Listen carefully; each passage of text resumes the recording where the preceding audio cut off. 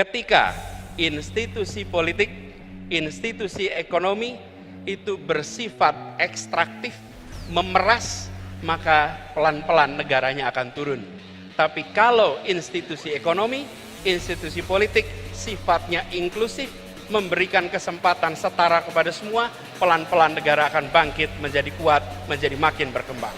Negara dengan institusi politik yang memeras, menyingkirkan, memberikan kesempatan partisipasi yang terbatas, partisipasi yang terkendali, bahkan mereka-mereka yang berbeda pikiran politiknya sering dipinggirkan dari arena. Negara dengan institusi politik yang memeras menyingkirkan ini sering tidak mengindahkan etika, sering tidak mengindahkan aturan hukum, bahkan peraturan bisa ditekak-tekuk, bisa diterapkan setelah tebang pilih, dan seringkali dibuat hanya untuk menguntungkan mereka yang sedang berada di dalam lingkar kekuasaan. Yang seperti ini tidak ada market player yang sekaligus regulator. Kalau pedagang, pedagang saja. Jangan pedagang sekaligus pejabat, sekaligus pembuat aturan.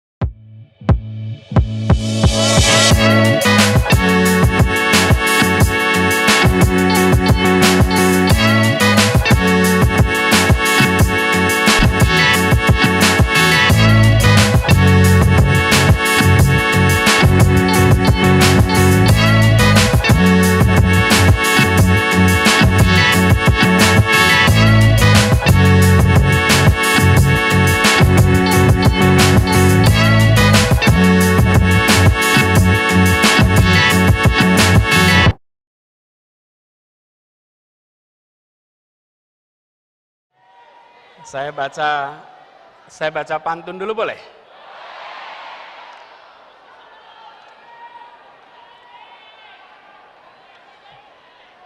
Habib Salim pergi ke Koja,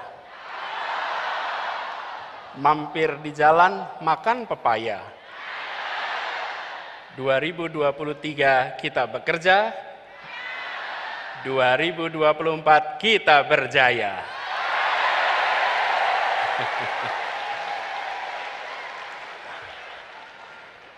Lagi pantunnya? Lagi ya? Ustadz Saihu pergi ke Kemayoran. Pulangnya muter mampir ke Kemang. Bersama dengan koalisi perubahan, biiznillah kita pasti menang.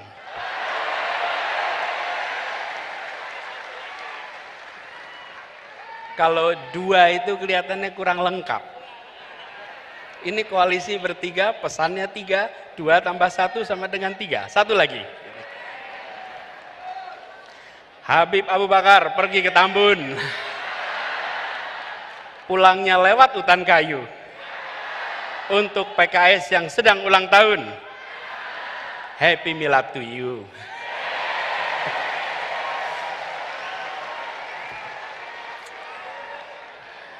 Yang saya hormati, yang kita hormati, yang kita muliakan orang tua kita, Wakil Presiden Republik Indonesia ke-10 dan ke-12, Bapak Muhammad Yusuf Kalla. Tadi pidato Pak JK di PKS, sepertinya Pak JK sedang pidato di rumah sendiri, Pak JK. Tidak pidato sebagai tamu, tapi pidato sebagai orang tua yang berada di rumahnya sendiri. Habib Salim mengantarkan menjadi sebuah rangkaian yang tepat, urutan yang tepat. Insya Allah beliau selalu sehat, dipanjangkan umurnya, dan terus menjadi penjuru bagi kita semua.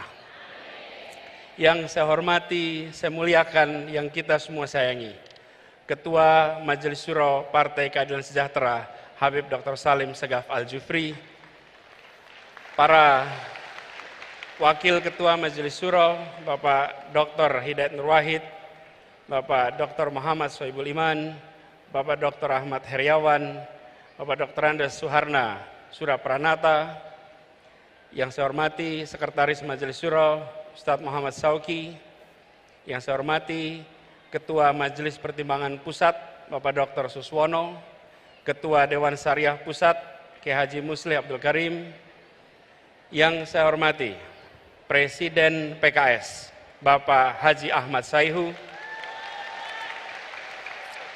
yang saya hormati Sekjen PKS, Habib Abu Bakar Al-Habsyi, yang saya hormati Bendahara Umum PKS, Bapak Haji Mahfud Abdurrahman, yang saya hormati Ketua Mahkamah Partai, Kiai Haji Surahman Hidayat, Ketua Fraksi PKS, Bapak Dr. Jazuli Juwaini, dan seluruh anggota DPR RI dari PKS. Yang saya hormati Ketua Fraksi PKS, Bapak Insinyur Tifatul Sembiring, beserta para anggota MPR PKS dan Ketua Dewan Penasehat, Ketua Dewan Pakar, Profesor Dr. Iwan Prayitno bersama anggota. Yang saya hormati, yang saya banggakan, Ketua Umum Partai Demokrat, Bapak Mas Agus Harimurti Yudhoyono, Pak Sekjen beserta keluarga besar Partai Demokrat yang hadir di sini, boleh beri tepuk tangan kepada mereka.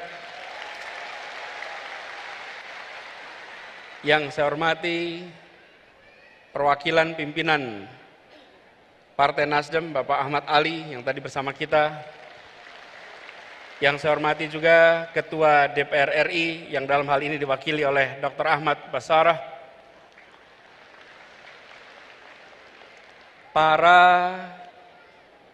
kepala daerah dan wakil kepala daerah PKS dari seluruh Indonesia yang hadir bersama kita, para ketua bidang dan badan DPP PKS, para wakil sekjen, wakil bendum, dan seluruh staf kantor kepala staf presiden, para ketua MPW, ketua DSW, ketua DPW, para pengurus, struktur anggota dan simpatisan PKS, dan seluruh keluarga besar PKS, para ketua dan anggota unit pembinaan, para tamu undangan, hadirin saudara-saudara sekalian sebangsa setanah air.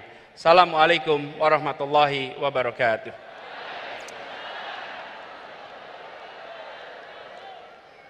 Alhamdulillah, kita bersyukur ya Allah Subhanahu wa Ta'ala, di sore yang cerah ini kita diberikan kesempatan untuk bersama-sama memperingati 21 tahun perjalanan PKS yang perjalanannya tadi diungkapkan berkali-kali.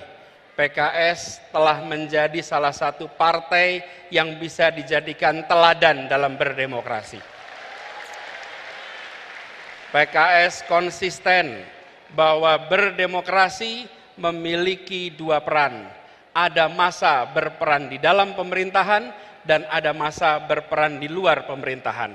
PKS menjalankan itu dengan konsisten. Karena itulah ini bisa menjadi contoh. 21 tahun adalah masa yang pendek untuk usia sebuah organisasi. Masih panjang perjalanan ke depan. Mempesona ditulis hari ini itu penting. Tapi mempesona ketika ditulis para sejarawan itu jauh lebih penting. Dan PKS memberikan dokumen kepada para sejarawan nanti sebagai partai yang konsisten memainkan perannya ketika berada di dalam pemerintahan, kontributif, ketika di luar pemerintahan, konstruktif. Ini adalah satu peran yang luar biasa yang dimainkan oleh PKS. Dan peringatan kali ini seperti tadi disampaikan oleh Beb Abu, Pak Sekjen, bahwa seharusnya diselenggarakan April, tapi karena jadwal dan lain-lain jadi dilaksanakan di bulan Mei. Dan ini bersamaan, pilihannya adalah 20 Mei. 20 Mei ini bersamaan dengan 115 tahun momen kebangkitan nasional.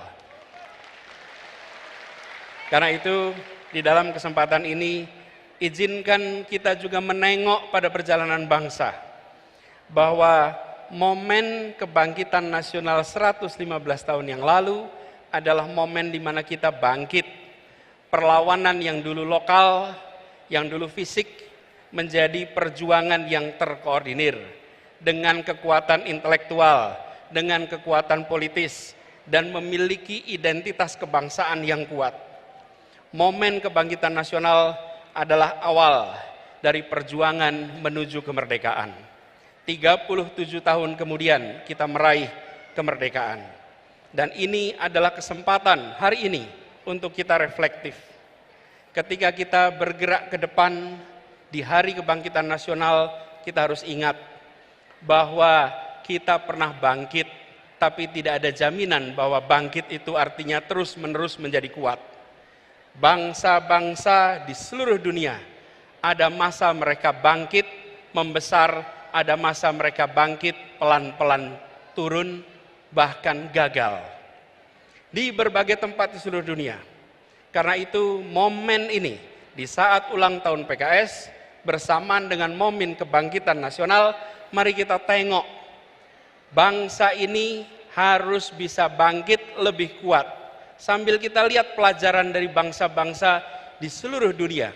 Ribuan tahun sejarah sudah mencatat bangsa yang bangkit dan bangsa yang kemudian negaranya hilang.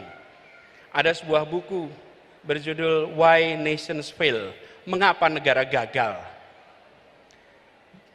Studi ini bukan studi teoritis, studi ini adalah mengumpulkan berbagai peristiwa, mengambil hikmahnya, apa yang harus kita perhatikan supaya kita terus bisa bangkit ke depan.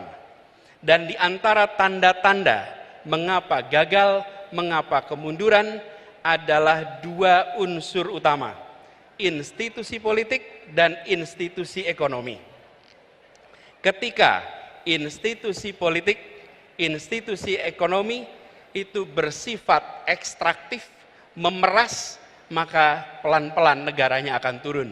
Tapi kalau institusi ekonomi, institusi politik sifatnya inklusif, memberikan kesempatan setara kepada semua, pelan-pelan negara akan bangkit menjadi kuat, menjadi makin berkembang.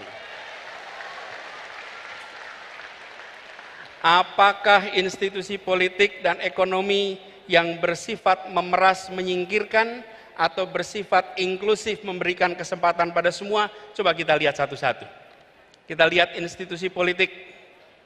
Apa bedanya negara dengan institusi politik yang bersifat memeras, ekstraktif, menyingkirkan, dan yang bersifat inklusif atau melayani semua? Negara dengan institusi politik bersifat memeras, menyingkirkan, cenderung mengkonsolidasikan kekuatan, kewenangan pada satu pemimpin, pada satu grup, pada satu kelompok. Kekuasaannya tidak disebar dan dibagikan kepada semua. Negara dengan institusi politik yang memeras, menyingkirkan, memberikan kesempatan partisipasi yang terbatas, partisipasi yang terkendali. Bahkan mereka-mereka yang berbeda pikiran politiknya sering dipinggirkan dari arena. Negara dengan institusi politik yang memeras menyingkirkan ini sering tidak mengindahkan etika, sering tidak mengindahkan aturan hukum. Bahkan peraturan bisa ditekak-tekuk, bisa diterapkan setelah tebang pilih, dan seringkali dibuat hanya untuk menguntungkan mereka yang sedang berada di dalam lingkar kekuasaan. Mudah-mudahan tanda-tanda seperti ini tidak ada di negeri kita. Ada apa tidak?